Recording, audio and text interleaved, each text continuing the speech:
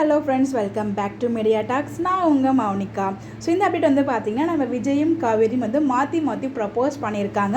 So அதேமாதிரி டான்ஸும் ஆடிருந்தாங்க. So அவங்க டான்ஸோட ஒரு சில கிளிப்ஸ் மட்டும் உங்களுக்காக இங்கே நான் ஷேர் பண்ணியிருக்கேன். ஸோ ரெண்டு பேரும் ரொம்ப பியூட்டிஃபுல்லாக வந்து டான்ஸ் ஆடிருக்காங்க. அப்புறம் நம்ம காவேரியை விஜய் வந்து தூக்கியிருப்பாங்க. அந்த அப்டேட் ஆல்ரெடி நான் ஷேர் பண்ணியிருக்கேன். விஜய் மட்டும் கிடையாது, 3 ஜோடியுமே வந்து தூக்கியிருப்பாங்க அவங்களோட ஜோடிங்களை. ஸோ இது வந்து பார்த்திங்கன்னா நம்ம காவேரி ப்ரப்போஸ் பண்ண ஒரு அப்டேட் தான். ஸோ என்ன சொல்லியிருப்பாங்க அப்படின்னு அவங்க வந்து சொல்லியிருப்பாங்க நமக்கு கேட்குற மாதிரி. பட் விஜய் ப்ரப்போஸ் பண்ணது என்ன சொல்லி ப்ரப்போஸ் பண்ணால் நமக்கு தெரியல. பட் அது நமக்கு ஆடியோ கிளியராக இல்லை, ஆடியோ கேட்கல.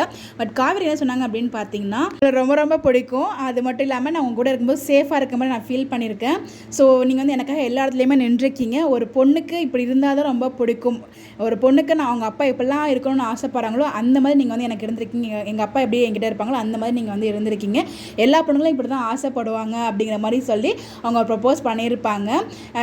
எங்கள் அப்பா அம்மாவை பிடிக்கும், அதே மாதிரி அவங்களே அவ்வளோ பிடிக்கும் அப்படிங்கிற மாதிரி அவங்க வந்து சொல்லியிருக்காங்க. அது கிளியராக அந்த வேர்ட் புரியல.